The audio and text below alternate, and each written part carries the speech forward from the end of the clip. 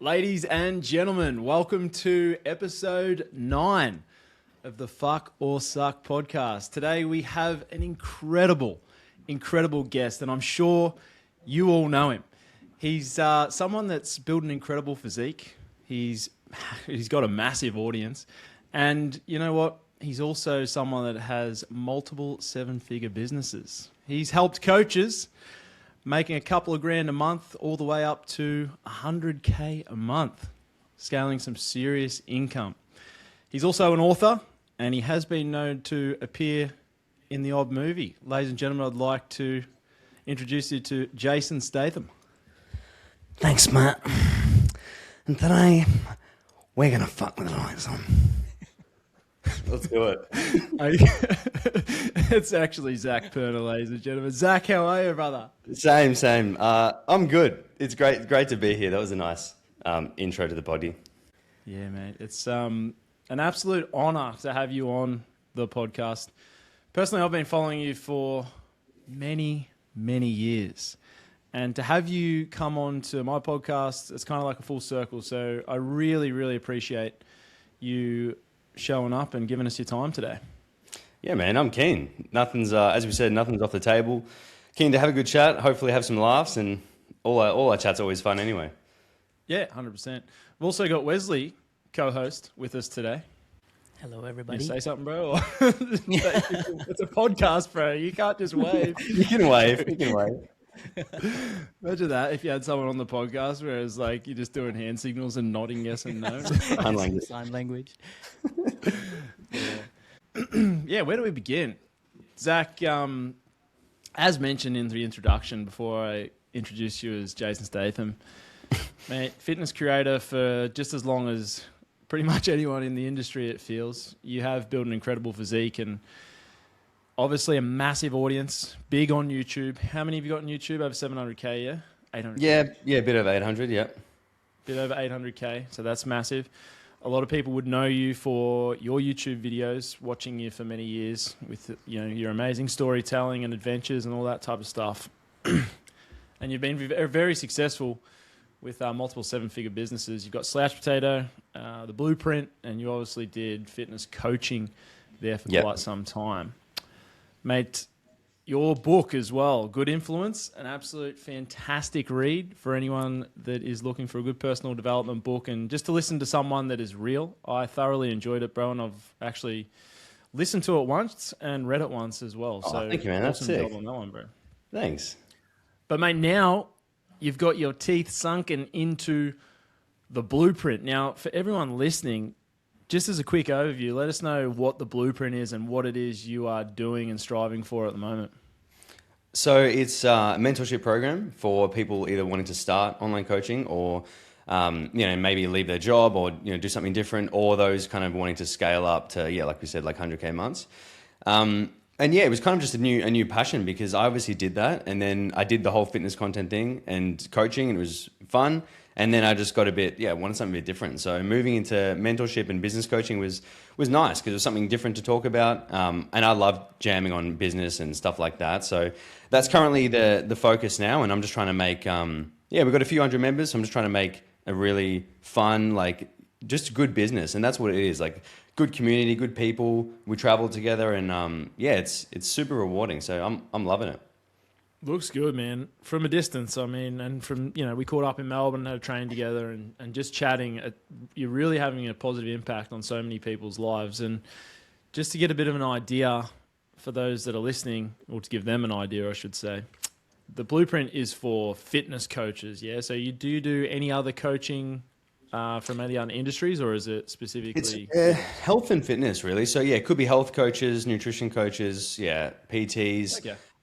Anything like that, because it's basically just combining marketing, sales, and then delivery and systems. So typically, any coaching business follows that. So, but I just usually market towards fitness and health because it's obviously my background. So all the carryover is pretty much the same. Yeah, man. Well, one question I wanted to ask you, and this was something that I really struggled with for a lot of years. Most people don't believe a six-figure month is even possible. Do you feel like that's like obviously we know it is possible, but what would you say to someone that, just thinks to himself, a 6-figure month? Like, that's just unrealistic. There's no way that I can possibly ever make that much money. Yeah, it's actually a good point, because now, especially with social media, like people will say 10K a month, 50K a month, and you get really accustomed to even hearing that. And then you forget and almost disassociate from what the actual meaning is. Like, it is actually ridiculous. Like, that is insane. And I remember when a 10K a month would have been, what I would have thought was the dream. And then obviously you hit it, and then you just keep your standards rise with your expectations. But I think like it shouldn't feel attainable to most people, because why would it? But I think that entertain the possibility that it could happen. Like that, if it feels so foreign where it's like that is unfathomable, like I would encourage them to just imagine like that it is possible, because that's all you can do until you start hitting your first bits of wins, and then it starts to, make it seem like it could be on the horizon, I reckon. Yeah. And you're never going to be able to achieve this without the right system. And obviously that's what the blueprint offers, right? But one thing for me was I never really thought about the money. Like, it was always results driven and trying to help as many people as possible and to be able to build my brand in order to do that. So the core value was always to help as many people as possible. And, it's all right to say that, but if you don't have the right system behind that, you can't scale it to help more people. So some people listening to this, we don't want you to think, we're just a bunch of money-hungry grubs trying to pinch every dollar off the planet. We're actually, helping a lot of people. And the only way to be able to do that is to have a good business in place where you can scale it to the moon to be able to help as many people to the moon. If you're Elon Musk or someone like that. Elon Musk. I think also the fact that like, if you're really fixated on helping people, your business will grow because of that. Because the better you get at that and you actually helping people, it will grow. But I also think there's this bit of a middle ground where like I see some of the coaches, they're really, really good, and they think that that's just reason enough for them to make money and succeed. And then it's not always. Like, it obviously helps, but there's a lot of coaches who don't know how to market themselves properly, and they don't want a sales process. They want to stay away from that. They're very old fashioned. And as a result, they end up helping less people. I mean, their service is so good, but they end up helping less people because they're afraid of putting themselves out there, because they've associated sales or marketing with, egotistical or narcissistic people or, scammers and stuff, so that they stay away from that, which as a result, they help less people. So like, I always like tie those things together, help as many people as you can. And in order to do that, you have to sell to as many people as you can if you've got that good service, and market to as many as you can. So I think like seeing them as the same thing is the key to like succeeding in that industry, is like helping people at scale. 100%. Now, we talked about, or you just said then, about like trying to, have the secret sauce in terms of market yourself.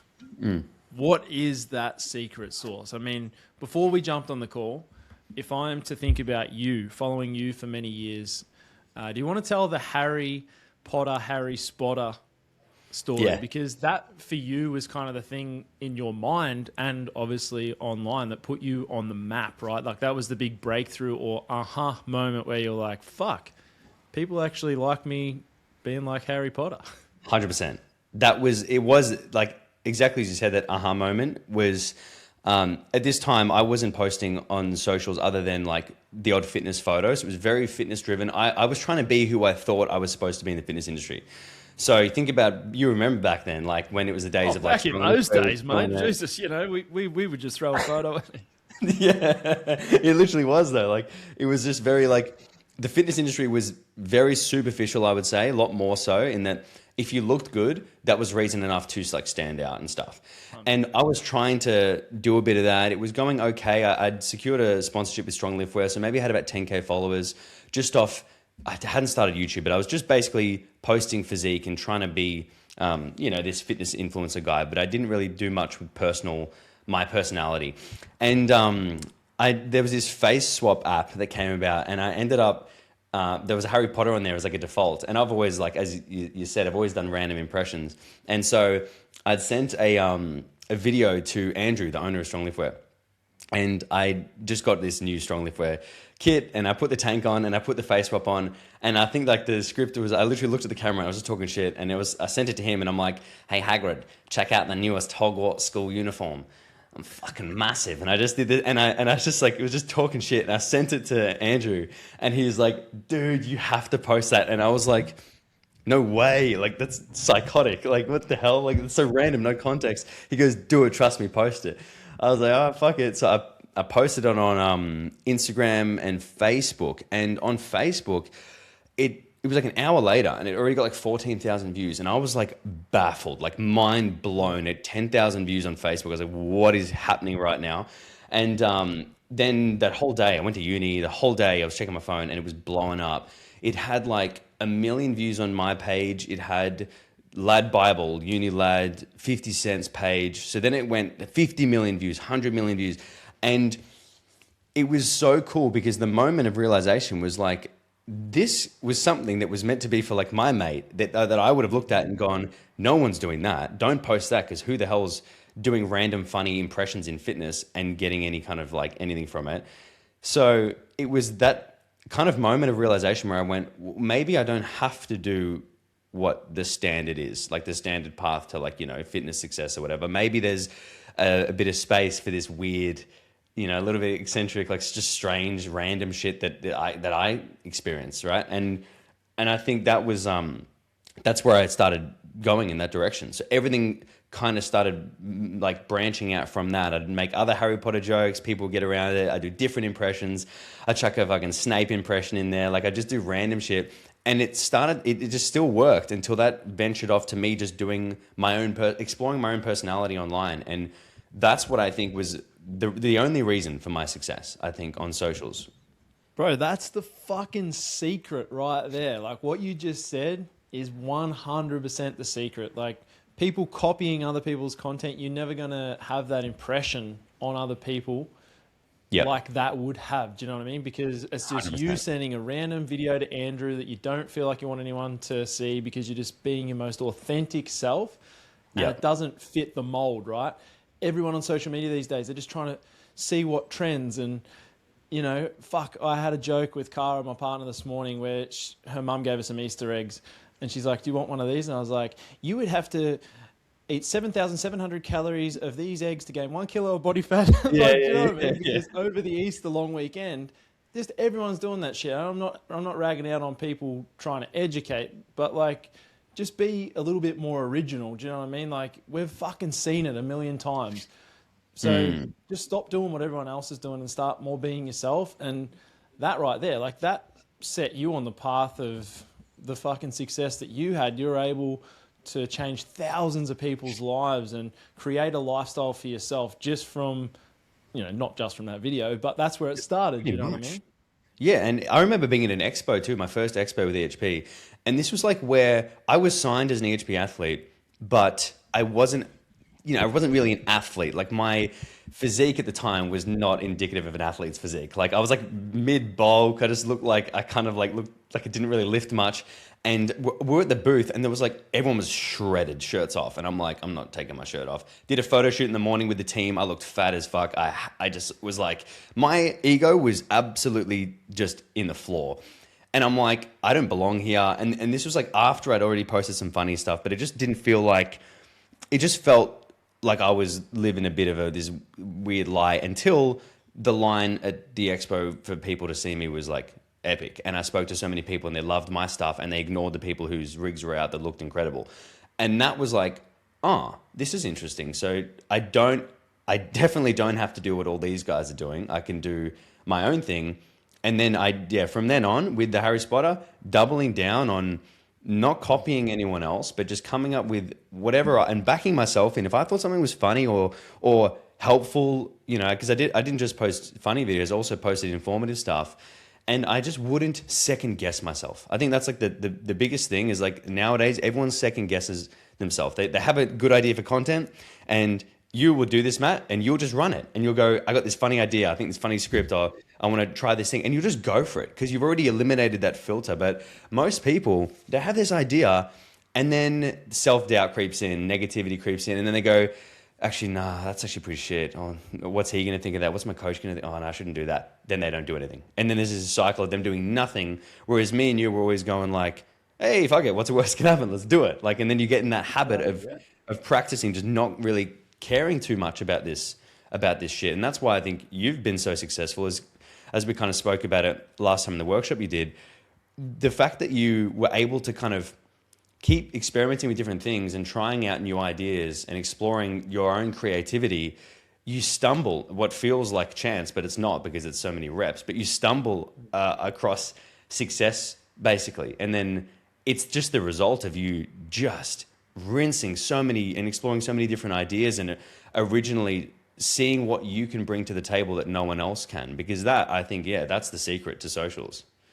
That's it. Like, I wasn't the first one to do a fucking recipe review. There was heaps of people doing recipe reviews that have been doing them for years, but I was certainly the first person to come up with a series. And I think I have mentioned this quite a few times, but the only reason I come up with the series is because I wanted people that were consuming my content to be able to be okay with the thought of possibly being interested in our Fuck with the Lights On challenge, which is opening this coming Monday, the 13th of April, by the way. Let's go. That sounds sick. I'm in. But you know what? I was like, if I call this a series and I use the word fuck, if people resonate with that, because not everyone's going to like swearing. When I first started those fuck or suck videos, oh my God, I got so much hate. Do you have to cuss? I love it, but why does he have to cuss? You'd have so many of those ones. Oh, yeah. Why does it have to cuss? My kids can't watch this. Well, it's not for your fucking kids. Or I can't send this to my mum. Make him watch it. No. Yeah. Turn them into sick cunts and let them watch it. But the fact that you actually is still like even openly swore, most people, they like, and I experienced this firsthand because I have to coach them. They are overthinking this shit like you wouldn't believe. Like, is it okay to swear? What if I can't? Oh, I shouldn't say that. Like, these are the thoughts people are having, and then you're putting yourself out there going, no, this is what I'm making this series, brand, like business. Like, it's sick. It takes a lot of vulnerability and nuts, to actually just go and just think, fuck it, I'm backing it in. Bro, fuck. I had this crazy moment this morning when I went to the gym and I was speaking to the guy behind the counter. Good mates with him, but I was just talking and being myself, and he's like, you got to stop swearing so much. I'm like, get fucked, cunt. Like, this is who I am. I was like, this is what's made me, just from being myself. I was like, I'm sorry. Yeah, why would you listen? Why would you listen to anyone else? It doesn't make any sense. That's like, are you not killing it? Yeah, exactly. Exactly. But yeah, like just being your most authentic self. Like, I remember years ago when I worked in World Gym, North Queensland, Townsville, for anyone that knows that town. I was at a point where I started being my authentic self and swearing, and then I was told by a number of people that week not to swear, and people won't follow you because they'll be turned away. And I let that stick with me for years, And I think when I look back, I'm like, shit, that was something that I almost had it.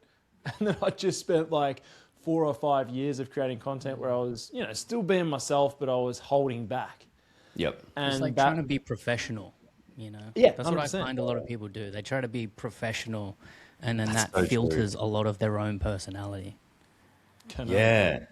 I'm really interested, Zach, because obviously you coach coaches, and what do you find the biggest belief that these coaches have to crack to succeed? Like, what's the main belief that's holding them back, would you say? I think there's a couple. It's a really good question. One is that it's a bit of a perfectionism mindset. I see a lot. If they're waiting for things to be ready, they're waiting for them to feel ready. That is a massive one, because that's probably like the sole one, because it kind of creates these other beliefs from that. But if people have this mindset and this belief that I need to wait until things are ready because I want to deliver a good service, and they almost like justify it with this, I don't know, the version of ethics where they're like, no, I just don't want to start until XYZ. That stops them from taking all these little steps that would enable them to kind of adopt greater beliefs. Like, wow, I am capable. I can do this stuff. I can learn these things. I can help so many people. Without that initial one though, people don't take action. And then it's crazy the cascade of shit that happens when people take a bit of messy action. You cannot forecast it. But every time we get someone in, they always have this, I have to almost speak to them as if it feels personal, because I have to say, you probably want to wait for things to feel right and ready and that it's going to make sense and it feels comfortable. And they're like, yeah. I'm like, not good. I'm like, that's bad. Because I've learned the hard way. I've procrastinated for years on things because I took it in my stride like I was a perfectionist, like I wanted to make things right. And then it just was disguising procrastination and I wasn't taking any action on stuff. And when I started to take action, I kind of learned that in those moments, I always felt uncomfortable. Like I always felt unprepared, not ready. And accepting that and knowing that that's part of it and that's okay, still take the next step, that helped me like dramatically. And it's helped the most coaches, I reckon, too, is that belief in their mind of going, hey, this is what it's supposed to feel like to start something new and be okay with the uncertainty and just lean into it and figure it out as you go. And then they just go and just smash it. I suppose that applies to almost every area, right? Like the content side of things, obviously the business, but I can think of many things that just taking the action straight away and figuring it out along the way. Yes. Because you learn so many nuances that you probably wouldn't otherwise learn unless you were doing it in that way, right? Exactly. People think they can predict the future. They think that they're like, oh, if I do this, if I just compete in this one show, then I post on socials and people respect me, then they're going to buy my stuff. And I'm like, hey, you've never done this before, so don't pretend like you know what's going to happen. I'm like, you're still in the same spot. You're going to get blindsided tomorrow by something you don't even know exists yet. So like, stop trying to over-engineer the future and just fucking do the thing in front of you. And they're like, oh, okay. I like what we spoke about, Zach, and you knew I was going to bring it up on this podcast, but like being in it for the long haul and understanding that, sometimes this shit does take a long time. Personally, on my journey, I just was accepting the fact that I could be doing this forever and just reach medium success. And I was never going to be a standout or separate myself. I was just going to give it my everything. We spoke about the rat analogy, and I want to tell people about this, but then also want to bring into what you said about how important it is to be counting the wins. So the rat analogy, for anyone that doesn't know, is like rats drown within 10 to 15 minutes if you let them and they can't get out of the water. But they did a study in the 1950s where they put rats into a water tub where they couldn't get out, they couldn't escape. And if they didn't help them out, they would drown within 10 to 15 minutes. But if they took them out just before they drowned repeatedly, some of the rats were lasting up to 60 hours once they were put in without being taken out, just because they knew that it was possible to be able to, last for longer. And I think that is something where a lot of people just give up too early. I could have given up a fucking million times, and there was times where I did want to give up. Like a lot of people just think that, I don't know, they see the Lambo driving down the street or the Porsche and they just think, oh, have a look at this rich cunt. His mum and dad must have bought that for him or whatever. Or they see someone on social media like the Day in the Life post that I did the other day, and people were, oh, it must be all right for you. Try working 12-hour shifts. You wouldn't know a hard day's work if it hit you in the face. Like all this kind of stuff. But they don't see, the thousands and thousands and thousands of hours and failures that you put in to get there. So I don't even know where I'm going with this, but I just wanted to remind people that, the struggle is a part of the journey, but it is also important to remember to celebrate your wins. And like we spoke about, Zach, when we caught up and had a training together, like some people, like the rare person, and that is probably me, where I'm just a grinder. It's probably from back in the days where I shore sheep for 6 years. I just fucking kept on going no matter what, but not everyone has that mentality. So it is important to celebrate wins and set little milestones. That's something that I personally haven't done well over the years. And Wes, I've got to thank you because you helped me celebrate the wins and make me stop and breathe and not just be a rat not trying to drown. So, Zach, what are some of the things that you do with your clients to help them celebrate the wins? And, it doesn't have to be big things, right? Yeah. I think it's also like, it's so fun. I'm so glad you brought up the rat analogy because, like, for people listening, when we caught up and had a training session last week, I reckon you must have brought up the rat analogy 4 times. And then And I was like, we're going to name this podcast Zach and a Rat. yeah, Zach talks to a rat live. It's a good story. It is a good story though. But I think like exactly what you said on the small wins, and this was something I was thinking about a lot because it's relative, right? It's relative to your expectations of like how well you think you're going to go. I remember when I first started posting on YouTube, when I hit 1,000 views, I was over the moon. I was like, this is insane. 1,000 people are seeing something and I'm trying to help people. Like if I could help 1,000 people, that's insane. And I was so happy. And then around COVID time, I kind of was basically stopped posting on YouTube because I would just drop the ball. And one of my videos dropped and hit 50,000 views. And it usually was hitting around 200 or 150. And it hit 50K and I was like ready to jump off the bridge. I was like, I am a failure. This sucks. People don't like me. And I was absolutely miserable. And then I'm thinking about it. I'm like, how can I go from 1,000 views and being over the moon to 50,000 views and being literally like, look like depressed? And I'm like, expectations of what I think, is okay, what's good, and not celebrating the wins will kill you in that sense. And I was lucky in the beginning because I had no one to compare myself to. I was just like doing my thing on my journey. 1,000 views was incredible. Nowadays, people will see their content and they think, oh, it flopped. And I'm like, that's like the best performing video you've ever done. It got 800 views. Usually you got 600. Like, that's good, And they're like, oh, no, but his gets 10,000. And I'm like, why don't compare yourself to this guy over here. Like, you have to only compare yourself with obviously your own journey. And that's, people know that, but they don't actually really act on it. So if you do that and genuinely act on it, you can gamify the process and you can have a lot of fun. Like, I started a brand new YouTube channel for the business from scratch. Now, 5 years ago, my ego wouldn't let me do that because I'd be like, oh, I can't start from zero. Nowadays, I've been humbled many times where I don't give a fuck. So I'm like, let's go. And my first 500 subscribers was so fun because it was a challenge of growth again. And I wasn't comparing it to 800,000 on my other channel because I'm like, this is a new thing. Let's try and get 1,000. And genuinely appreciating those small wins that you can get will make the process more fun, but easier to adhere to because you're not chasing this short-term gratification thing.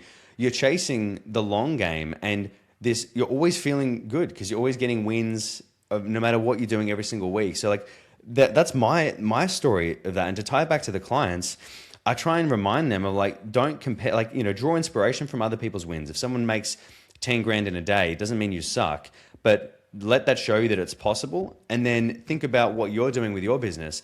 Have you taken your first sales call? Did you turn up? Did you give it your best? Like, where did you push yourself? Like, try and get them at least fundamentally aware of the good things that they've done that maybe they didn't realize that they took, that if you reflect on it and go, what did I do this week that I'm proud of? And you really think about it, you'll be like, you probably find 3 to 5 things that you didn't even know. Your subconscious didn't even let you become aware of it until you actually take a minute, do a bit of reflection and go, oh, that's good. I actually push myself in these scenarios. And then you actually feel good. You feel better and you feel more motivated, right? It's like motivation and these wins it's tied together. It's like one and the same. Yeah, and comparison is 100% the thief of all joy. If you compare yourself to others, and you can just keep scaling your comparison. Like, if we were to sit here and compare ourselves to Jeff Bezos or someone like that, you'd be like, we're poor. Fuck this. Good head of hair, decent physique, but other than that, I feel poor. Yeah, exactly. But you know what I mean? I was listening to a podcast the other day, Jake Paul, Theo Von, and they were talking about comparing yourself to others and thinking like, often we place other humans in front of us as like unattainable or unrealistic, right? Like, you think about like that when The Rock commented on my video the other day, I was like, what the fuck? But he's just human at the end of the day. I mean, cool thing, yeah, but he's just human at the end of the day. And Jake was saying on this podcast, Jake Paul was saying that he took a piss next to Jeff Bezos. And he had this moment when he was pissing next to him. He was like, oh, this guy's actually just human like me. Do you know what I mean? Looks at his dick, goes, hey, he's got a dick just like me. And he's got a smaller dick, so... Just to get you assassinated, watch this. Yeah. That's true. Yeah, so Do you know what I mean? Like, fuck, we're all human at the end of the day, and your journey is your journey. And just because someone else, even if they've been doing it the same amount of time as you, if they reach what you class to be successful or, you know, before you, that doesn't matter, because your journey is what makes you. And fuck me, there was so many people on my journey that were far surpassing me for many years. I was a nobody for a long time. Do you know what I mean? Like, I always didn't think of myself as a nobody, because I always, you know, had pride in myself and what I did and my work ethic. But I was always like unknown, and that grinder that I was just like, fuck. I often thought to myself, I'm going to be that guy that's just grinding forever and never makes it. But that is so cool once you get there, if you do have those breakthroughs, because like as we spoke about, Zach, as well, like a lot of the time the grind is what makes you. And if you've had to endure the repetitions, once you get there, you know, it's just so much sweeter and easier when you're there, because you have a deep appreciation for it. So although it's hard in the moment, appreciate the grind, and, you know, just bathe in your failures as well as celebrating your wins. You know, failures are okay. It's okay to be failing, because they're all just lessons and things that you learn by. You know what I reckon most people don't ever get to is, because whenever you're on the grind or you're trying to go somewhere, there's that struggle peak where you're putting in massive amounts of effort, but the return is next to nil, and you're just like, what the fuck? Like, what am I even doing? And it's that perseverance to get you over that peak to get to the other side. But usually that's where people fucking quit. That's where they go, you know what, this is too hard, and they stop. And so they never actually see how it could have been on the other side and see what that success looked like, because they just didn't stick to it. That is like, honestly, probably my most frustrating thing when I see people do it. All right, I want both of your opinions. How the fuck do you know whether you're on the right track or not? Because a lot of time you're on that grind. If anyone's seen that image of like the guy chipping in the tunnel and he's like 2 centimeters away from hitting the jackpot of diamonds, it's like, because when you're in it, like if anyone's listening to this and they're in the grind at the moment, they're in the struggle, like, how do you determine, I want both of you guys to answer this, like, how do you determine when it's just a matter of sticking it out, putting in the reps and grinding, or pivoting and trying something else? That's tough. I think, I mean, because there's something to be said about sheer perseverance, obviously. And I think if you can always persevere, exactly what you did, Matt, like you will just get there in the end. It might take a little bit longer, but there's got to be an element also of a bit of objective reflection of like, okay, is this thing working? Because if I'm just posting, and I've seen people do this on socials too, they go, oh, we'll just keep posting every day. And they just put the worst shit out that I've ever seen. And I'm like, there's no effort to make it better. So then I'm like, okay, cool, congrats. You've consistently put out dog shit for a year. Like, what do you expect is kind of going to happen? But when I was like grinding on YouTube, and this is what early days for me, I had this mentality, and I don't know if it's good or bad, but it helped me a lot. And it was basically the analogy of what you said, but in action. And it was, I'd go to post a YouTube video and I'd be like, all right, this is fucking it. This is gonna go. And I would do it, and I would film it and edit. I'd be like, fuck yeah, thank God this is the one. I'd post it. I'd be like, oh shit, fuck, it didn't. Okay, next one. This is gonna be the one. And I literally did that for so long until one of those was the one. But when I think back, what did I do? I didn't post the same video every week. I would look at it and go, all right, well, that didn't work. Let's try something else. But either way, and because you don't know, right? You don't know the right thing. Like you said, I could have been on a terrible tangent, but I did 2 things. One, I tried to actively get it better. Whatever I'm doing, I tried to actively get it better. So I learned more things. I'd try something new. I try to, no matter what, I could look at my 10th, 20th video, look at my first one and go, that's significantly better. So that's the first thing that had to be true. And the second thing was that I was going with my gut. And when I've done this in the past, it has worked very well for me. And when I've questioned my intuition and questioned my gut, it hasn't worked as well. And that's usually been associated with trying to please other people, and then it doesn't really go well. So there's a bit of like your own hunch and your own intuition of what really lights you up a little bit. So for me at the time, it was like when I was doing mini food challenge videos that weren't doing well, and I was like, no, this is a good idea. And once I stuck it out enough and tried to make the videos better and better and better, lo and behold, one of them got, 10 million views or something on YouTube, like crazy. So I'd have to say those two things. And just before you get your opinion, Wes, bro, that is so fucking crazy, because I used to do the exact same thing with my housemate Owen back in the day when we lived together. And I used to be sitting on the couch, I used to post at like 5:30 every day, and I used to be like, this is going to be the one that sets me free, bro. Yeah. And it never fucking was. But that's what I used to say. I'd be like, this is going to be the one that sets me free. And it's fun. And then we'd just have a laugh and make a joke out of it, right? But I wasn't posting the same shit and expecting things to change. What's that analogy where they say like doing the same thing and expecting a different result is the definition of insanity or something? Like you can't just fucking keep throwing the same fucking shit at the wall and hoping it sticks. Like if it's not working, it doesn't mean you give up. It just means you pivot. And I think during that time, it's important to throw little pieces out and see what works, and then step back. What I always like to say is look up and out rather than down and in. So making sure that you are really taking time to breathe and not just grinding away, posting, but stepping back and being like, oh, this reel performed a little bit better than this one, so maybe I can do this but tweak this. Yes. Wes, what are your thoughts on the matter? Well, I mean, I can't really relate to obviously the content side of things, but I think you've done reels though, bro, that have gone fucking pretty viral.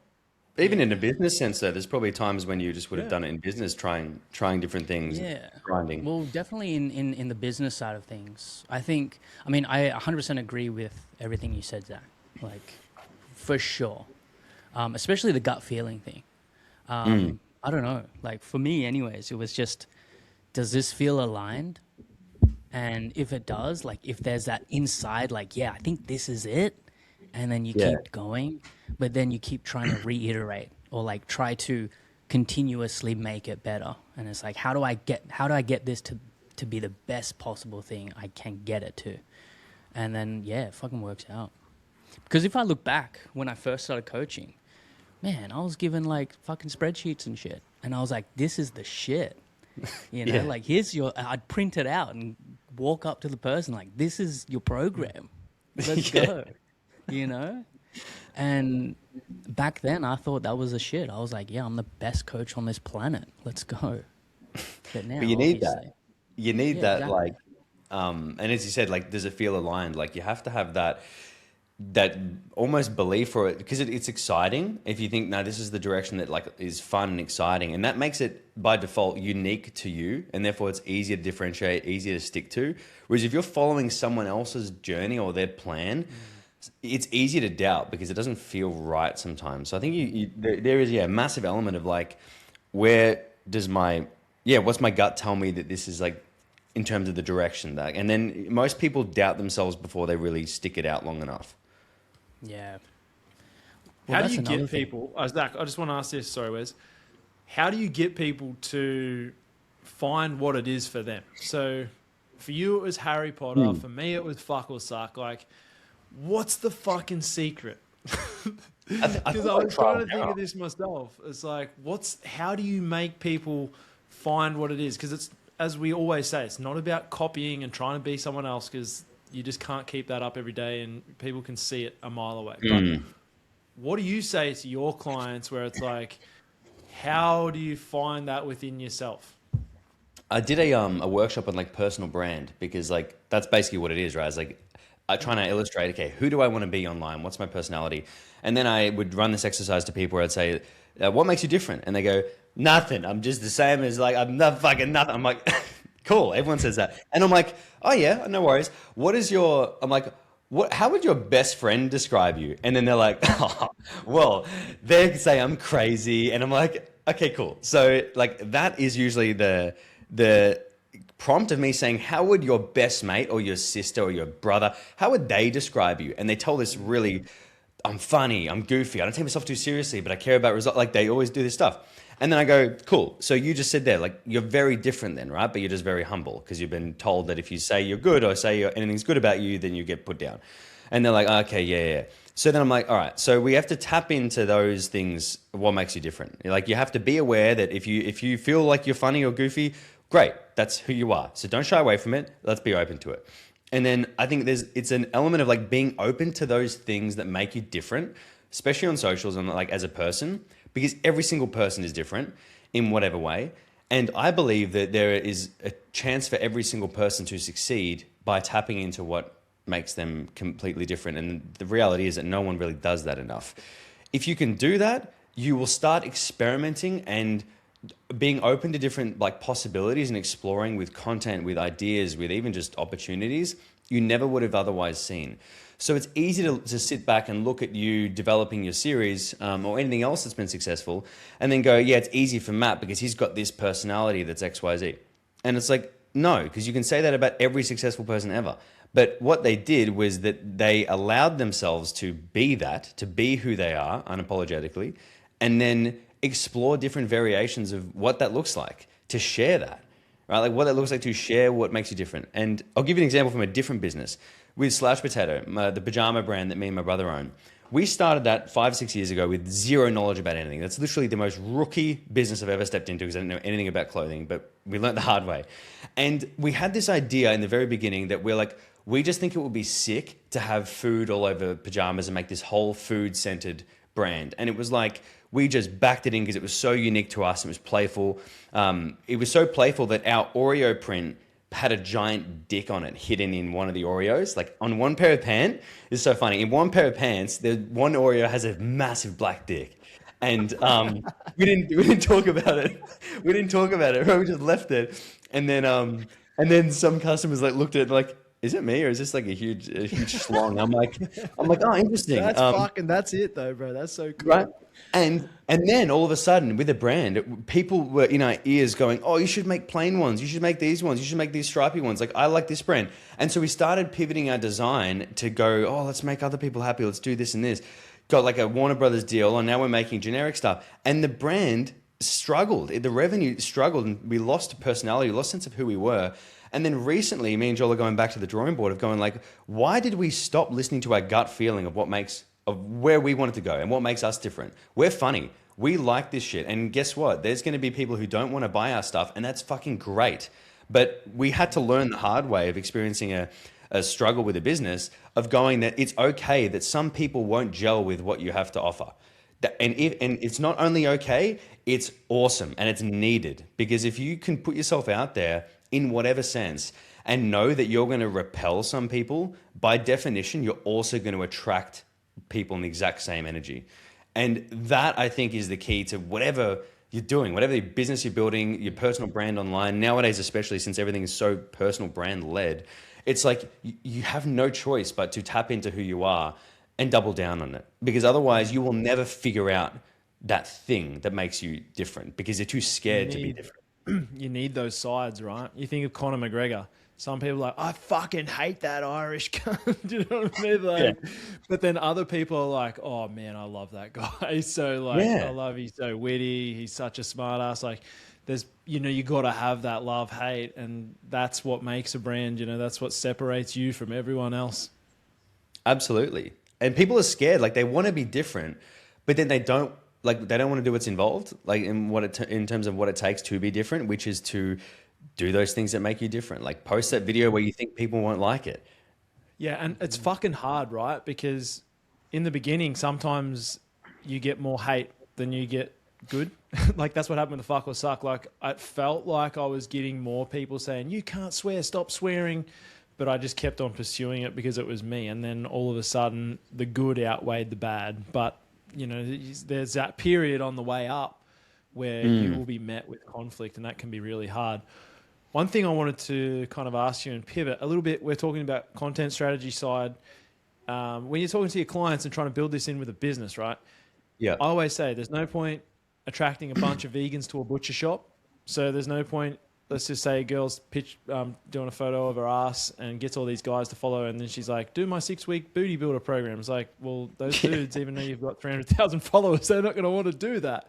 So when you're doing, content, or sorry, when you're coaching your clients, how do you kind of get them to weave that in and think about their business whilst they're creating content to be able to suit? So it's a whole ecosystem. It's not just focusing on going viral, focusing on that, or like which one do you put first? Do you put do you really find out who your avatar is and who you want to work with and then build it around there? Or do you be your most authentic self, start to build your brand, and then bring in your avatar and exactly who you want to work with? Or does being yourself attract your natural avatar? That's what I was going to say is a bit of both, because if you don't know, it depends on the coach. Some coaches know who they want to target because they're like, I've had this experience with XYZ. I resonate with, dads, therefore I know my thing. And then it's like, cool, now post to the avatar and do it in your way. Do it in your spin, because that's going to, you'll appeal to dads if you're the generic, but you'll appeal to a very specific type of person if you're yourself. So no matter what, you have to be yourself. If people don't know at all, I always suggest, and if they're just like completely oblivious, I don't suggest them just choosing a random thing, like pulling a name out of a hat that says like, oh, type 1 diabetics, like, let's go. I suggest like, make sure you like use your personality as like you said, that will attract some people. And then you literally just do data collection. So if I had no idea what my niche was, I would post like my own personality, but I wouldn't just post random viral stuff. It's like a mix of personal stuff that I want to make just for fun, just for the hell of it, and then valuating of just me trying to service and help as many people as possible and really help them with content. And some things, maybe could go viral, or a bit of social proof if I've helped other people. That's another one. And then I would just do my work in terms of like conversations, trying to book calls, like have chats, and I would see who's coming. And so then usually when I look at people and do this exercise, I go, take, the transcripts of the last 10 people you spoke to on a sales call or any conversation, run it through AI and tell me the common patterns. And they go, oh, it's not all the same. Like, I go, okay, out of the 10 people you spoke to, how many were men? They're like, it wasn't all of them. It was maybe 8. And I'm like, okay, so you've got 80% of men. All right. How many were over 30? They're like, oh, yeah, maybe 7 of those. I'm like, great. So you see, like, you're identifying patterns among the people that are already responding to you, as opposed to, I've seen coaches do the opposite, where they hear some guy online say, pick a niche. They go, great. I'm targeting busy corporate workers. And I'm like, bro, you're 19 years old. You haven't had a job. Like, what makes you think respectfully that you can resonate with those people? And he's like, oh, I just thought I could just choose it. I'm like, well, maybe they won't choose you. So instead, help people and see who naturally comes to you, because it's easier to market to the person who's appealing to you. You're not kind of fighting it and pushing it uphill. So it's a bit nuanced. Yeah. And I mean, Wes, you helped, or we did it together, finding the fuck with the lights on. But like, it's easy to niche down too hard as well. But then it's also easy to be too broad in your niche. So really finding out what works. Because like I said, when I came on and did the call with you, Zac, to your coaching community, it's like, how many coaches in the world do you know that help people build the confidence to be able to fuck with the lights on? There's one guy in the world that does that, and that's me. It's crazy. You know what I mean? Like, sometimes you would be like, ooh, fuck, that might be a bit heavy niche, because I know when I look at people's bios and I was like, I help busy dads lose 10 kilos in 12 weeks. It's like, mate, you're just another cock in the trough. You gotta niche down a little bit harder, bro. Yeah. Do you know what I mean? Like, you got to separate yourself. So Wes, come in. I feel like this is, what we did, because we kind of had an idea of like who resonates with Matt already, and it's people similar to Matt. For example, in my other business, alongside Lee Lem, Lee Lem. Yep. We're Asian, and so like we attracted just like bulk Asians, and so we kind of knew that was our niche. And then obviously Matt's very different, and what we did Matt's is Asian. we niched. I'm Asian. Yeah. What was the niche? What was the niche you kind of went with Matt's direction? Just fuckheads. I'm kidding. I'm just joking. Love you guys. We ended up niching the problem, and the problem was people that don't feel confident fucking with the lights on, and then put that out into the marketplace, and then that ended up resonating with different people than we initially expected. And so the because people that we had coming in were like, oh, shit. it's quite niche, but then it's quite broad in the same time. Like most people fuck. Do you know what I mean?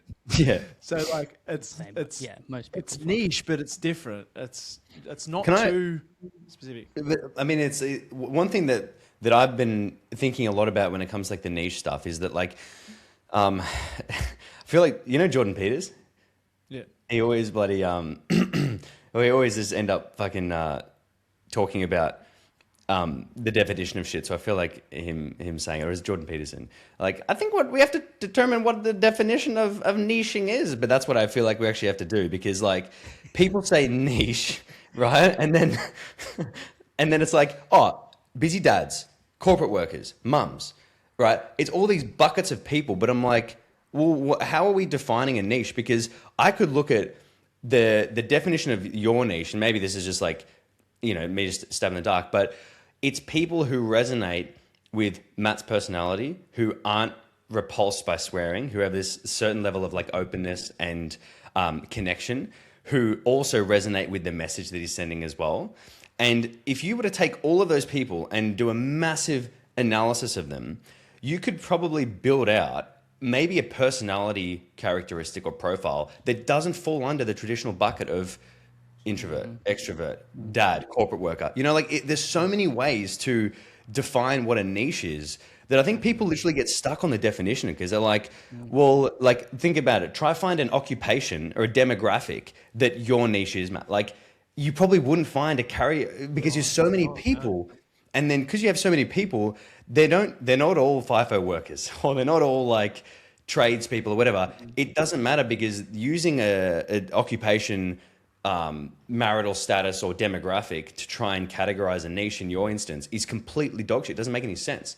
But it doesn't mean you don't have a niche. You still clearly have a niche of people, but they come under different kind of categorizations, you know? So I think people they don't see it that way. Like that's why when they say you are the niche, it makes a lot of sense, because you're bringing in all these different people that are still similar, but not in the way that you might, you know, traditionally think. There's fucking levels to this shit, and it is very, very hard. That's why some people are so hard on themselves. Like, don't be so hard on yourself. Like, this shit's going to take a long time to figure it out. It took me fucking over a decade. But do you know what I mean? Like, I think it all comes back to being your most authentic self in the beginning. Like, that's where all this leads back to, and that's where you're going to be able to find it. If you bring down your barriers and let yourself just be yourself, and then show up and be prepared to continually show up for a long period of time, and then do the work in that, and always be looking up and out rather than down and in. Don't just get caught up by doing the same shit over and over, but be your most authentic self, put it out there, make sure you stop and take a breath often to be able to see what's working and what's not, and just try and work it out from there, because it's going to be different for so many people. Because like you said, Wes, like, you know, you guys you targeted Asians. Like, if you want to just delve into that a little bit, Wes, like what did you say? Well, we coach Asians. Well, again, so with my other business, we niched the problem again. So we kind of had an idea of who our audience was because of Lee. And his audience is primarily Asian, because he's Asian. And his audience was also full of people that liked going to the gym, probably liked physique development. And so the problem that we extracted from this kind of type of person was people who are stuck between bulking and cutting and don't know which way to go. That's cool. And so that was the problem that we solved. We help you break the cycle of bulking and cutting. And a lot of people resonated to that. They were like, oh shit, that's me, you know? And I'm Asian. And I like Lee. It's like a no-brainer. You've ticked all the buckets. Yeah, exactly. And so that's how our niche came about. We touch on this. We seem to touch on this all the time, but just let's not spend too much time on it. Copycats. But if someone's to copy you, Zach, and let's just say if someone's to copy like the impersonations and things like that. They literally like, have taken my audio and played it off as their own audio. It's my voice they've done. I've seen it all. Oh, really? Yeah, I made this I made this. Sorry, I'll let you finish your question, Matt. But I made this video of the You. You know the parody, like the TV show I You, know Netflix. this Yeah. one, I remember this. So I had this idea, like I just made it up, funny idea in my head, and I did the voiceover of like did his voice in the background, and so many people not only took my script and then reworded it, which I was like, that's just gonna steal it anyway, but they created the audio, downloaded it, and uploaded it as original audio. And people go, "Oh my god, you do the voice so good!" And I'm like, "That's my voice." So like, I experienced every which way. So I've had a lot of time to like think about that stuff and respond to it. And yeah, it's so. I'm curious to hear what you were going to ask, Matt. There's like a bunch of fucking vultures, aren't they? Just like you put it out there, they just like come down and just steal it and just like fucking eating you alive. That's how I felt with the fuck or suck. But I kind of like want to know, you know, that gives them their 5 minutes of fame or their one viral video or whatever. But, you know, when you're to fucking take a little bit of an overview of their business or their socials or whatever, like, why does that fail? That was going to be the question. Like, when people copy and when people take audio and things like that, why would that not work? And why should people avoid just, you know, either stealing audio or just coming up with a different series name and doing the same sort of fucking thing? Stealing ideas, rinsing ideas. Yeah. I think firstly... And just actually one other thing. There's a difference in between... I just want you to touch on as well, inspiration and flat out copying, because you can be inspired but then not copy. So touch on that. That's exactly what I was going to say, is like preface it by saying that stealing is not getting inspired by. I think like if you get inspired, that's what creativity is like you take something that could be cool, I'm gonna do my spin on it. That's great, and it's not only great, it's essential for content nowadays and everything.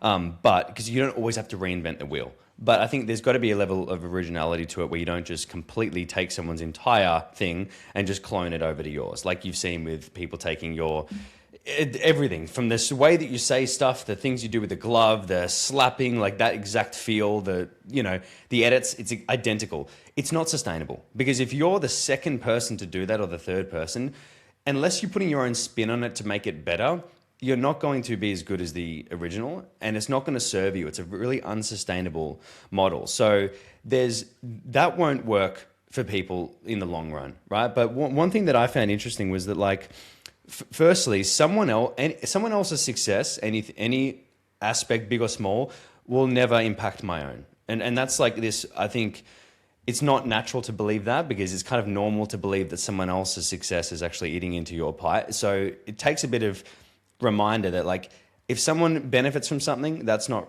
going to take away from, what I've built for myself, because I had to experience that when people were copying my shit, because I'm like, just because they copy it, if anything, it can draw more attention to me, but it's not going to diminish what I did at all. And secondly, the type of person who copies flat out like that and doesn't think originally, you're practicing a set of behaviors that is not going to serve you, as opposed to like, you think of the behaviors that we've practiced by trying to come up with original stuff.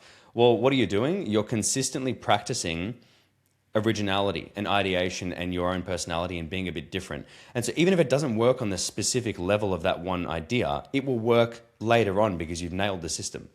So like, that's why if you're copying someone else's stuff, you're missing the point. You're not practicing the right stuff to become the person you need to be. You're just doing that one little thing. You're thinking, oh, this video is going to make me blow up. It's not, you'll miss the point. Yeah. Does that kind of answer? I think so. What do you reckon, Wiz? Yeah, I think obviously it's very content focused, right? But again, could be business too, right? What if someone copied your exact business model? And a lot of people do that. Yeah. I see a lot of people do that. They kind of like, expose Zac Perna's funnel. And it's like, this is what they do. This is what he does. These are the emails he sends. And it's like, no matter how much you copy this, word for word, if you wanted to, you can't copy Zac Perna. Yeah. You can't be Zac Perna. Do you know what I mean? Exactly. And that's what a lot of people don't realize. Like, you can copy, but you just will never be that person. So you will never be as short as Zac. That's what it is. Your calves will never be as skinny as they're just getting beat down. No, it's very true though. It's I feel like they just missed the point doing that. So it's never a good habit to get into of going, I'm going to pride myself on copying other people's stuff and hoping for, like, I've never done that. I don't think it works. Which is crazy, by the way. Like, You think being of all the heavy prideful of hitters in the copying other industry. shit. You think of all the heavy hitters, like no one's fucking doing that. Everyone that is like really successful is running their own race. Yeah. They're inspired by others, but I want to say everyone. There's probably very, very few that copy other people. Like so many people that you think about celebrities, you think about big social media presence. Like they're all kind of, we love them for who they are, not for for them copying someone else. Like when you think about it, like it's pretty fucking straightforward, right? It's true. Like how many people you're like, oh, I love this guy because he copies him. Yeah, it's like you're always the second best. It doesn't make any sense. Oh yeah, that's the guy who copied him. I love him. I was like, no one says that shit. Yeah, I haven't heard that before.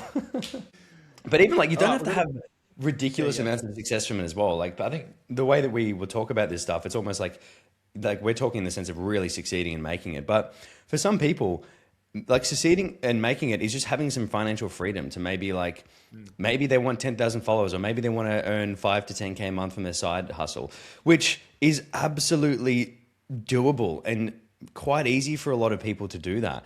They don't have to think either I succeed, and that's Matt's definition or Zac's definition or Wes's definition of success. It's like, what's their definition? Because they can achieve that easily for most people. You know, most people don't join my program because they want to make 300 grand a month. They join because they might want to have a bit more financial freedom because they want to get out of the pain that they're in at the moment. So like they end up associating this success benchmark as, oh, I've got to hit 50 grand a month. I'm like, you don't even want that. Like you want something way down here and you'll be happy with that. And that's easily doable. So it's not this binary, did you make it or not? It's like, the pie is huge, you know? Yeah. 100%. When I left the gym floor, I was like, when Wes and I were working together, I was just like, all I want to do is make enough money so I don't have to go to the gym. Do you know what I mean? Like I just want to make enough money online where I can live life on my terms. And that wasn't over 100 grand a month or anything like that. And you're 100% right, Zach. Like people just want to get out of the job that they hate, or tell their boss to get fucked, or just not have or to fucking go out and life, work in the not be in incredible shape. You know, they might just want that. It's like the definitions are different for everyone. 100%. I couldn't agree more. We've got a little bit of a fuck or suck segment. Whereas we need to get some audio in this where it's like fuck or suck. I'm going to tell you around 10 to 15 things, Zach, and I want you to shoot them off the hip and just let me know whether they fuck or suck. And we're going to keep them within your field in terms of the coaching. So I'm going to say a bunch of things, and I just want you to let us know whether they fuck or suck. Okay? High ticket coaching. Fucks. Group coaching. Fucks. Cold DMs. Sucks. Sales calls. Fucks. Appointment setters. Fucks. But can also sucks. Annoying appointment setters. It sucks. Paid ads. Super fucks. Whoa! Super fuck! Get another soundbite in there. Yeah, that wasn't me. Posting daily. Fucks. Fake testimonials. Sucks. Super sucks. Super sucks. Copying other coaches' content. Super sucks. Free challenges. Fucks. Discounting coaching. Sucks. Chasing followers instead of clients. I'm gonna have to say sucks.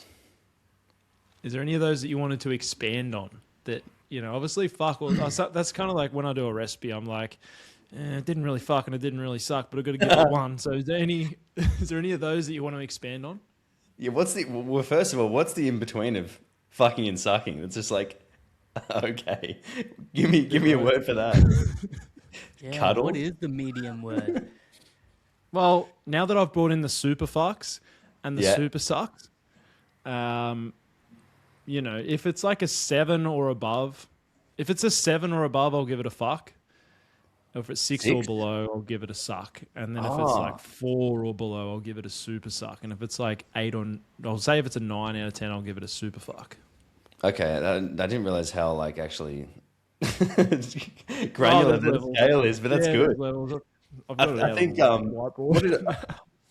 what did chasing followers over? Yeah, nah, I still think that sucks because people get lost chasing followers and they don't make really income unless the nuance is if like they get mass following, in which case if you get mass following from anything, you're in a pretty good position.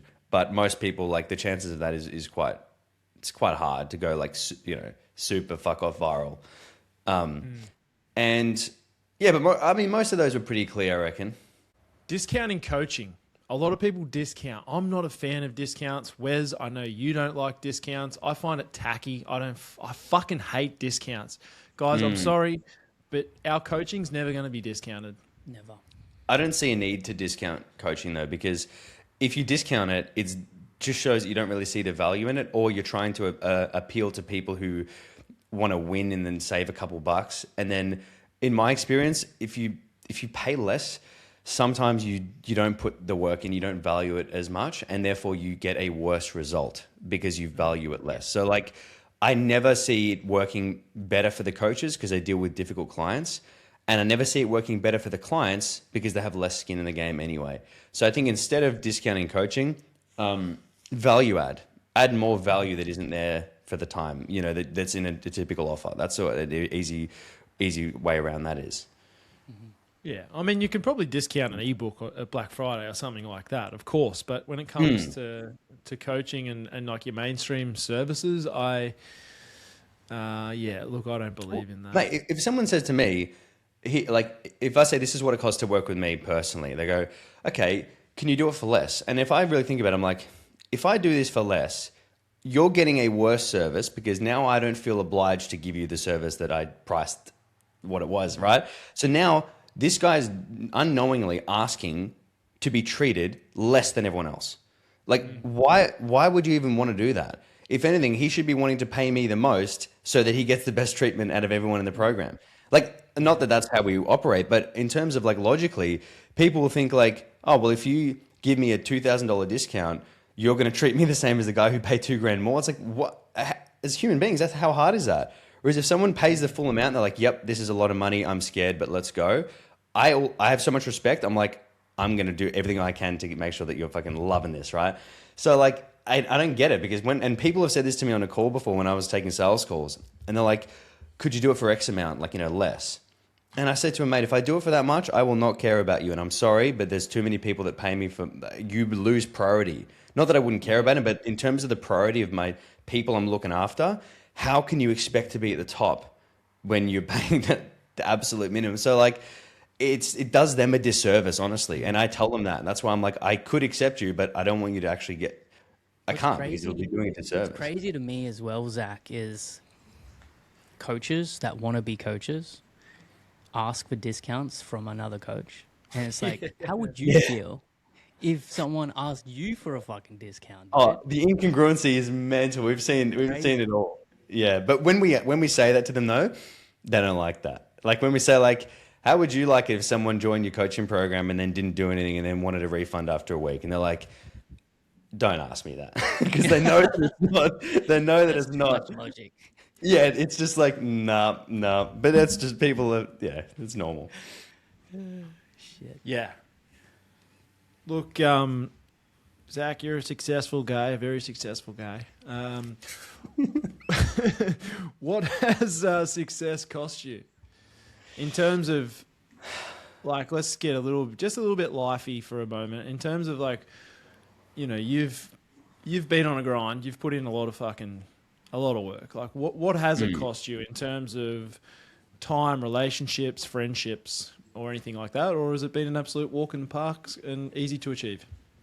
I think like it's different for everyone, and I'm never one to kind of sob story or complain or whatever, because I'm aware that what I've built what I've built for myself has been something that 99% of people would probably love, right? But I also think it's worth knowing that there's different trade-offs that everyone makes when they're getting into business or doing something that is not necessarily the norm. For me personally, it's probably a little bit more isolated at times, I reckon. Because when you're doing something that is so different, all of a sudden by default, you end up not associating with certain people sometimes. You walk a bit of a different path. You expose yourself to true sides of people, bad sides of people, and you end up being, I mean, me personally, I ended up being probably a little bit more, I would say, alone. Sometimes less trusting of some people, I think, just because of the nature of success sometimes. So it's funny because I had a guy message me last night going, he saw one of my YouTube videos where I was just kind of like talking about little things going on personally. And he's like, it's helpful. He goes, don't take this the wrong way, but it's helpful seeing someone as successful as you also struggle. And it's something we've spoken about before about like how it is helpful sometimes to see people who you maybe think have it all sorted go through, difficulties. And as much as the next person, you can hit success, but you'll still feel the same feelings of, what am I doing? Don't trust yourself. Like, fuck, why am I so sad? Every now and then this stuff, it does happen. And then being a business owner, I think I walked a bit of a isolated path as well, which, was self-inflicted too, because it was helpful to do that for the business to just lock in. So I think that is something that is a bit tough, especially from fitness, because I also gave up a lot of socializing because I was so fixated on fitness, body, socials, work, that you end up getting in these patterns of living that's a little bit, I don't know, yeah, could be a bit more isolating at times as well, and just anxiety inducing, because at the end of the day, you're the only one responsible for your own success. And when you have a job that you get to go into tomorrow, as much as that might suck, it's still there, and you can leave and then do your own thing or whatever it is. But when you are just working for yourself, every single day I will think of bits of it's almost that feeling of if you don't fix this, you're fucked. And even if it's blown out of proportion, I still feel that. And I still have felt that for a long time, a lot of responsibility, because when shit goes bad, it is fucked. And you guys can probably attest to when things are bad, they feel like they're very bad. And when things are good, Crushing. you get the other side and it's amazing. And I think that those uncertainties of business is what you have to be in it for. You got to be up for it. It isn't for everyone. And it's worth it. For me, it's personally worth it. But I'd be lying if I said there weren't moments where I was like, this is the most stress I've ever, panic attacks, anxieties, shit like that. Personal life, it affects everything. I've heard some people say anyone can achieve something in business. Anyone could run I don't believe that to be true for one fucking moment. I think you have to be a very specific type of person to run a business and build a business into a successful one at that. Yeah. Agreed. It's fucking hard. It is so hard. And the I don't know doubt, what you're talking about. It's fucking easy. man, the doubt that I've experienced along the way is crazy. Yeah, doubt is it's a massive one. It messes with your head. There's two questions I want to ask you off that. Our first podcast was titled Sharks Disguised as Dolphins, meaning that there is a lot of sharks out there. And we kind of touched on this in person as well, Zach. But if you were to just summarize in a sentence, not to go deep, but just how do you determine those sharks that are disguised as dolphins and people that are trying to get into your life for the wrong reasons? And how do you put a filter on where it's this person's actually worth my time, or this person's genuine? What are some of the things, or just one thing that you do to be able to determine that? Because obviously as you grow and get more successful, people want a slice of Zac Perna. Yeah. I think because I've experienced that for maybe the last 5 to 6 years and you learn the hard way sometimes, but people, take advantage, and you think that they're in it for good intentions, and then what you think is a normal friendship or relationship or whatever. And then you're like, oh, okay, maybe there was something else there that I was missing a bit. So I think for me, the easiest thing to do was to fully close off from new friends, relationships, stuff like that.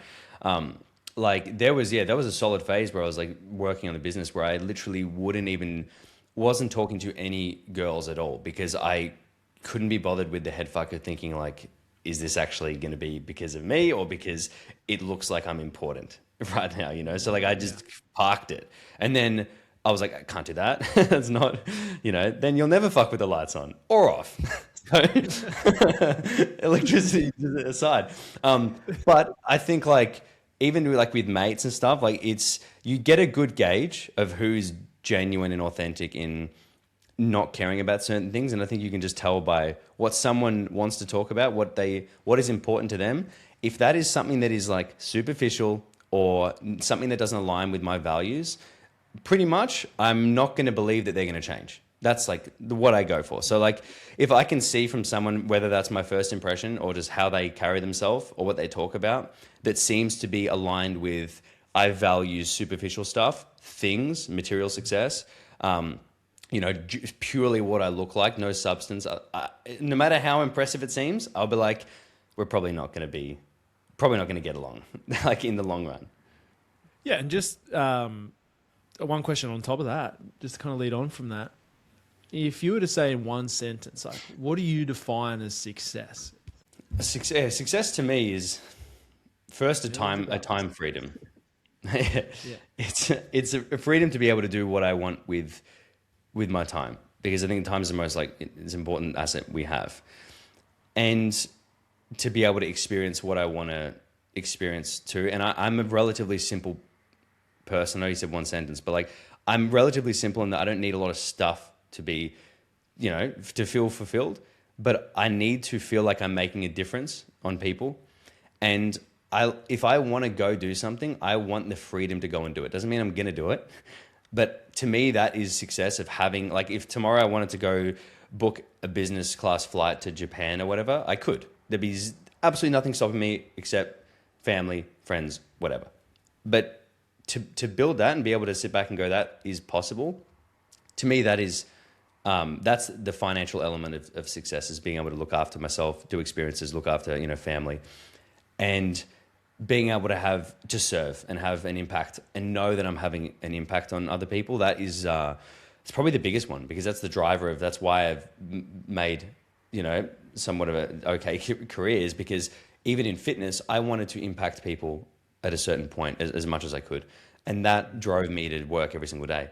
And that's what still drives me to work every single day. It's not that I want the next car. I don't want another car. So I think like I'm not as much about superficial stuff, but it's more like I want to do what I want to do, and I want to serve as many people as possible.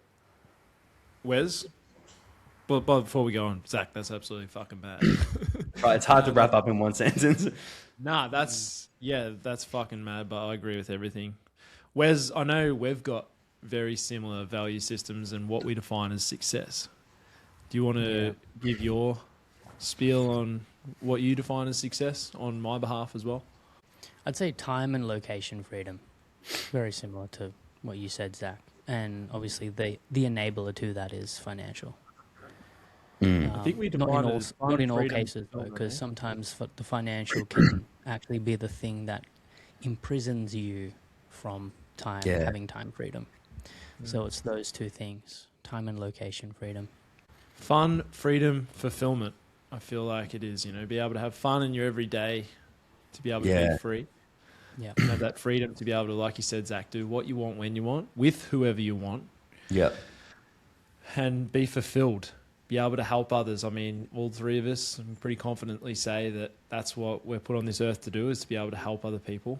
And we're obviously building a good life for ourselves at the same time doing that. But, you know, being able to tick those three boxes is massive, you know. And obviously have to make money to be able to do those things. But, you know, money at the end of the day is literally just a number, and you've got to focus on those other things that actually give you purpose and, like I said, fulfillment. Otherwise, you just become sad cunt. 100%. Wes, what else? There's not so much else to really go off on that. But I will say, just real quickly, I fell into the rabbit hole of Alex Hormozy stuff. This was about 3-4 years back. The ultra hustle grind, fucking do the boring work kind of shit, and don't stop until you die. And that ruined me, man. That was like when I was the most miserable.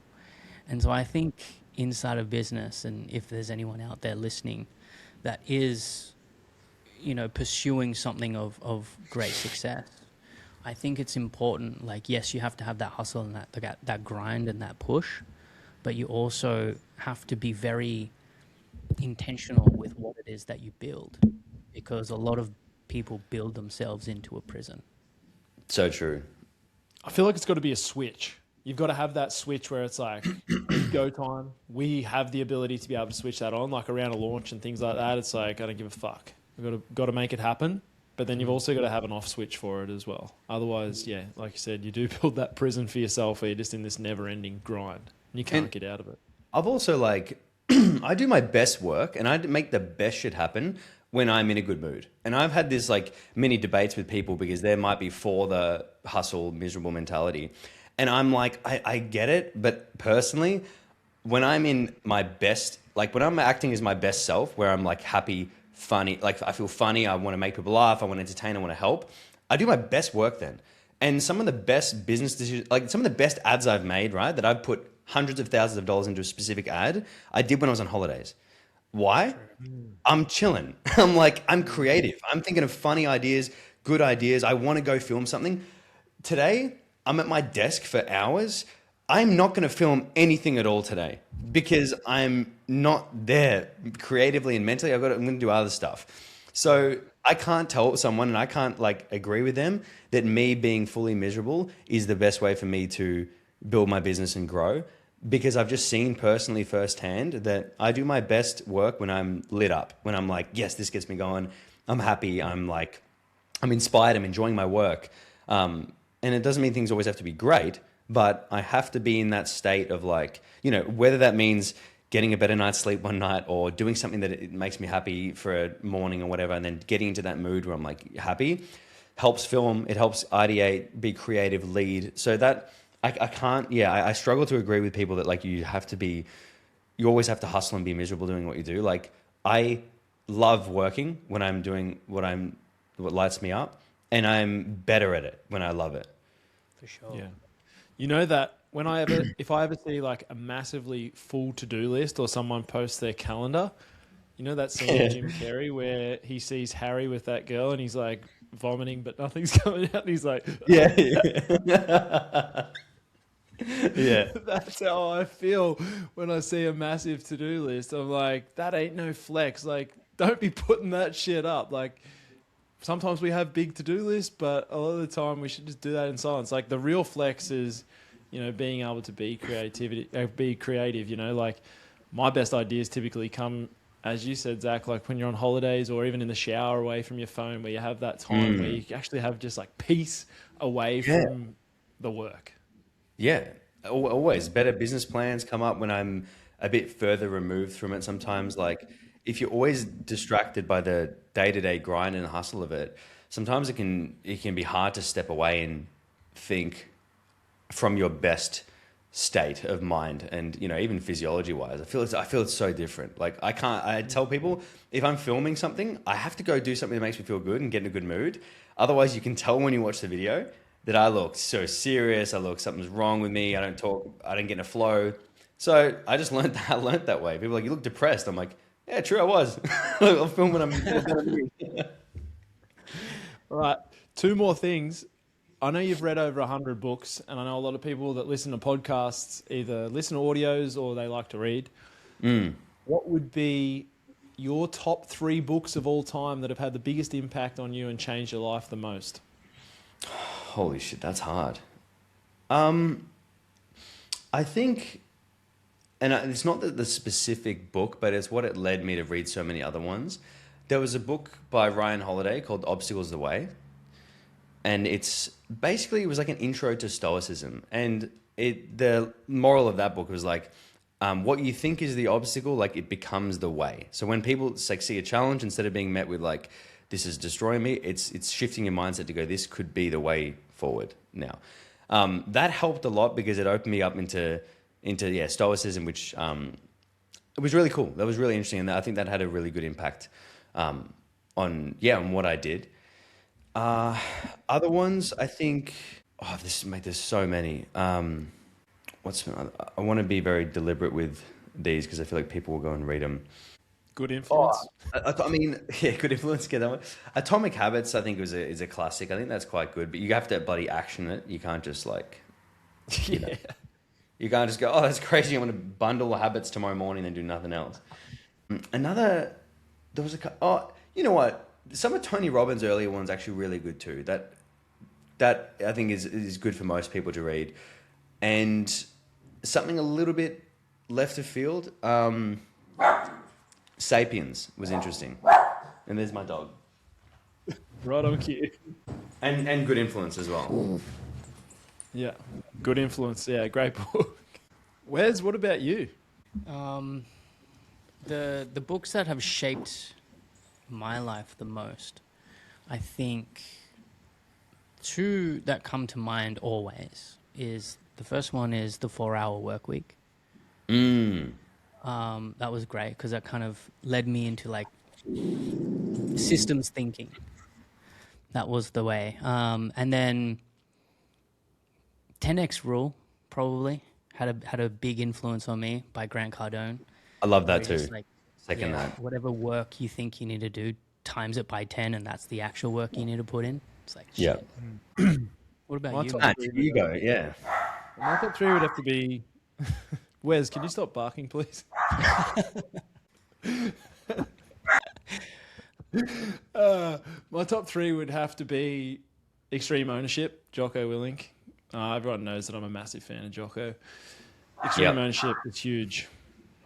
Everyone on our team, Zach, that works for the Fuck with the Lights on challenge, everyone's got to read Extreme Ownership. It's like prerequisite. You got to get in. You've got to read Extreme Ownership.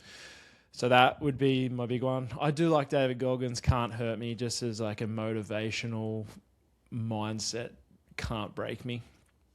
And then, number three. If I was to really have a good, hard think about this one, have you guys read Essentialism by Greg McKeown? No. Essentialism is a fantastic read. Essentialism is the book that I read at the start of every year. I have done for the last 3 years. So if anyone hasn't read Essentialism, I would highly recommend giving that one a go. One that actually, you know what, Zach? This is fucking crazy. I'm just looking at my books here. One of the ones that you recommend was Think Again by Adam Grant. I remember you recommended that years ago, and that's why I read it. Yeah. Do you remember that? Yeah. Yeah, I do. That's fucking insane. That's crazy. Yeah. Greg McKeown also does one called Effortless. Essentialism, I would say his best one is, but then he's got one that's Effortless. Fantastic on audio as well, if anyone's after. That would be my top three. Definitely Extreme Ownership, number one. David Goggins, either Can't Hurt Me or Never Finished. And then, number three would be Greg McKeown's Essentialism or whatever I fucking said. I don't want to read that. Good. Shit. You know, 4,000 Weeks is a fantastic book as well. Have you read that? No. You know, the average person lives for 4,000 weeks. That's terrifying. Only 4,000 weeks. Fucking hell. That sucks. Time management. That's what it says. 4,000 weeks. Time management for mortals. That's a niche. Yeah. I target mortals who struggle with time management. It's like one of those books where you're like, 4,000 weeks. Fuck, I'm getting close to, like, I'm 35 now. I'm like, shit, that means I've only got like 2,000 left. I gotta fucking hurry up. Yeah, I gotta do something. That's actually crazy to think about. Do you know what though? Yeah. I mean, if we're going to end on a bit of an existential note, I think something that does help me a bit, that's kind of like on that, is don't take this shit for granted, right? Like you just said, like you got X amount of weeks. You sometimes you look up into the sky and you just, like at night you see all these stars and you just think like, this is at least my what I've done.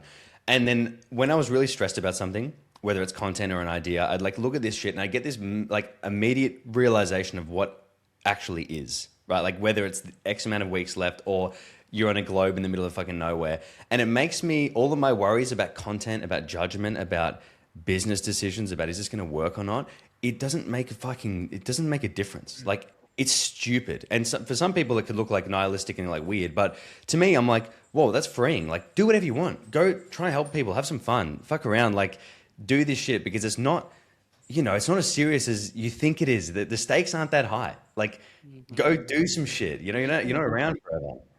Yeah. Oh, Bro, that's I had why. that fucking. That's Sorry. why the Stoic books were so helpful for me, because there's that I think it's Memento Mori is one of the quotes. Memento Mori. Yeah, and it's like it's a good reminder, because we take this shit so serious, and it's like boggles people and keeps them stuck, and it feels like a waste. I had this realization when I was watching that recent dinosaurs documentary on Netflix, and they were like, if you were to put the existence of Earth in a 24-hour clock, humans would have only existed for 2 minutes. I'm like, fucking hell. Shit, that's crazy. Like, human existence is only 11:58 at night. Do you know what I mean? Yeah. Like, whoa. And people are worried about putting themselves out there in case they get judged. Yeah, that's just absolutely fucked up. Now, Zach, we like to finish every podcast with a few fucked up questions. So Right. these don't have to be massively long answers, but they have to be answers. How long could you last on the run after robbing a bank, do you think? I reckon 6 hours. Do I need reasoning as to why? Where are you running to? Like, fucking go from one bank and then like take the cash to another bank and be like, hey, I've got all this money I want to deposit. I reckon. Where did you get that from? Someone would know. Someone would know where I'm at. I'd put up a story or something and be like, oh, how good's this? And then people would come to my house. Jason Statham's robbed a few banks. I want to talk about Rob. I gave that life up. I'm in. It's always that. He gives that life up and they're like, oh, come on, you're the best. And he goes, I'll do it. Yeah. Here we go again. Who do you think would win a fight?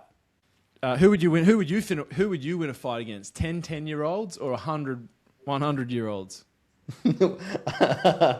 Oh, wait. Who would I rather fight? Because I'd beat both. Because I feel like if either, in any case, 10-year-olds, I got them covered. 100-year-olds, yeah, like, You get tired. you know what? That's actually true. Exhaustion. I'd start to fatigue a little bit. But then again, you could probably just swoop the legs and then they're down. Yeah. One punch, 100 punches versus either. I take them all. Look, if we need to go out and test it, I'm sure we could find some people. I'm sure there's 100-year-olds out there that are willing to test this. That sounds like a Mr. Beast video, like if it was fucked up. Yeah. Hey, I'm in a nursing home. There's 100-year-olds, and if I can beat them all up, I get $1,000. And then we're going to crush this Ferrari for absolutely no reason. Yeah. Next question. Would you only rather hear one song for the rest of your life, or watch one TV show or movie? Fuck. So you can only watch the same thing on your laptop or your TV or whatever, just over and over again, or just listen to one song forever? Maybe oh my God, that is so hard. I'd have to go, maybe the same TV show. It's just, I'd have to go, that's cooked. I'd have to go the same show. The same song would drive me to literal insanity. Yeah, at least with this show, like, you can have multiple series, where a song, you've only got like 3 or 4 minutes. 3 minutes. Literally, you'd kill yourself. What TV series would it be? It'd have to have a lot of episodes, maybe. Simpsons or some shit. Yeah, Family maybe. Guy. Yeah, true. Yeah, it could be Simpsons. You could get through them. You could rinse them. Family Guy. What about Seinfeld? I'm a big fan of Seinfeld. Never watched Seinfeld, actually. What about you, Wes? I What love would you it. choose? Oh, I think Simpsons. It's like the easiest background show you can put on. 100%. Yeah. Easy rewatchable too. I still fucking put it on sometimes for nostalgia.